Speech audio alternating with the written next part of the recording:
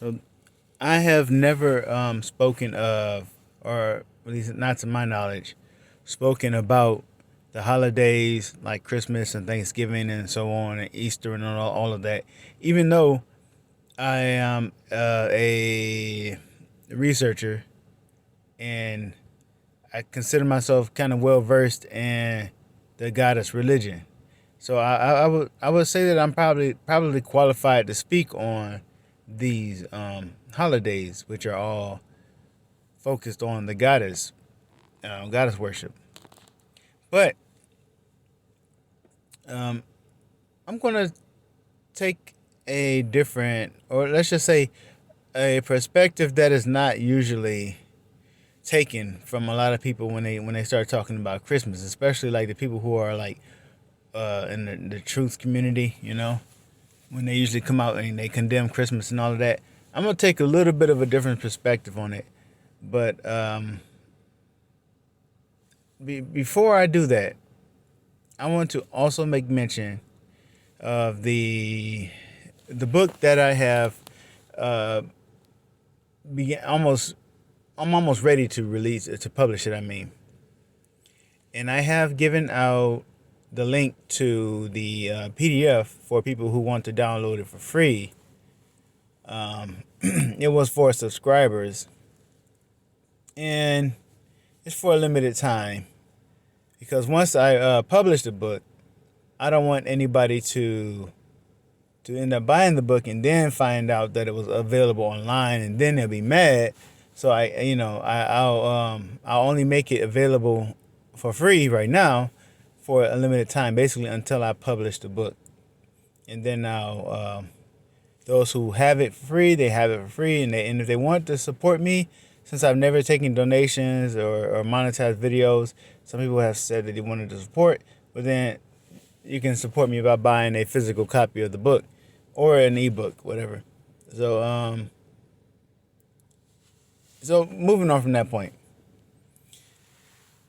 So the duality of Christmas, especially not maybe Easter too. Even though most of us who are awake, I just use that word, know that Jesus Christ was not born in December. He was not born on Christmas, and he was not raised from the dead on Easter. And let's face it, his true name wasn't Jesus, but that's the name that people know, and that's the name that he saved me by. So that is a name that he answers to. But that is not his true name, and Christmas is not his real birthday, and um, um, Easter was not the day he was raised from the dead. Now, having said that, every I can't remember exactly where it's quoted at in the Bible. I can't remember exactly where. But Jesus said that this gospel is going to go into all the world, and then shall the end come. Even though we know that this is not his birthday, every December and every Easter, people are still confronted with the knowledge that a Savior was sent by the Father to earth, and that he was crucified. He lived a sinless life. He went to the cross voluntarily, laid down his life for the redemption of Israel first of all, and then for the rest of the world as well.